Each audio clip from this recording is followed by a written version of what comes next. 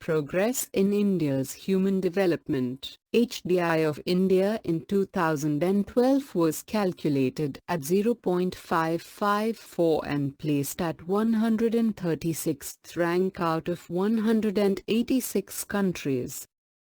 This HDI value of 0.554 is the result of 65.8 years of life expectancy, $3,203 of per capita income and 4.4 years of average years of schooling.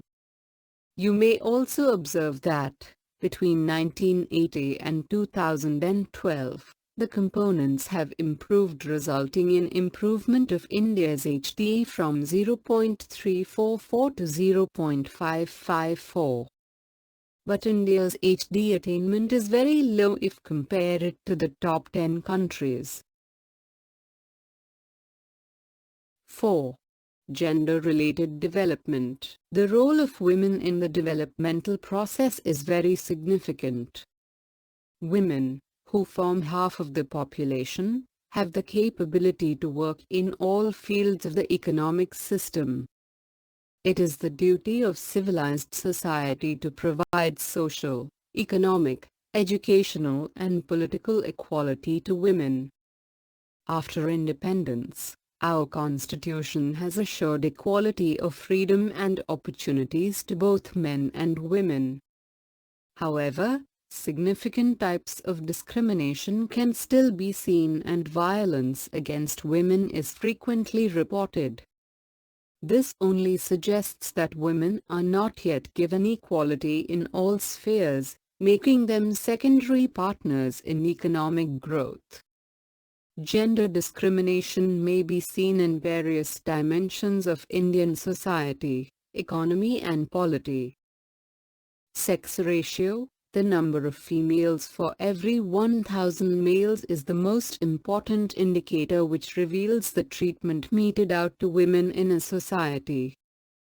In India, because of all-around discrimination against females and preference for male child, the sex ratio was barely 945 in 2011. What is worse is, it is still lower in child, 0 to 6 years, population. Similarly, the literacy rate among women was 65.46% in 2011 compared to 82.14% among men. This is so because even today some people think women do not need education, and in some places adequate schooling facilities may not be available. If you look at the workplace, women mainly work in unorganized activities, agriculture, construction, small-scale industries, etc., at lower wages than the men. It is also true that the women are not free to spend the income that they earn. With a low education, not many of them are seen in better and highly paid positions. In many households, women eat last after the head and children have had food. This makes her malnourished and susceptible to many illnesses. With low nutrition but compelled to doing heavy work, makes her to fall sick often, which is usually ignored by the menfolk. Especially, the health of pregnant women is very crucial because it affects the baby's health also. India has very high rates of maternal, mothers dying during and after child delivery, infant, children below 1 year, and children below 5 years, death rates.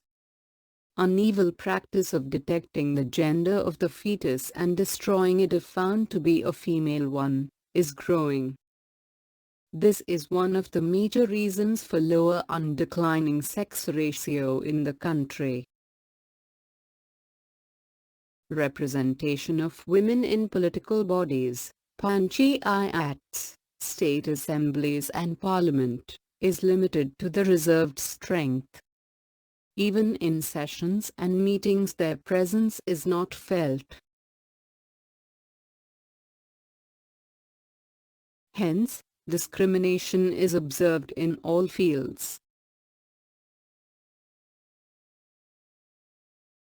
In order to promote participation of women in economic activities and thereby achieve economic empowerment, self-help groups, SHGs, are being formed in all the villages and cities.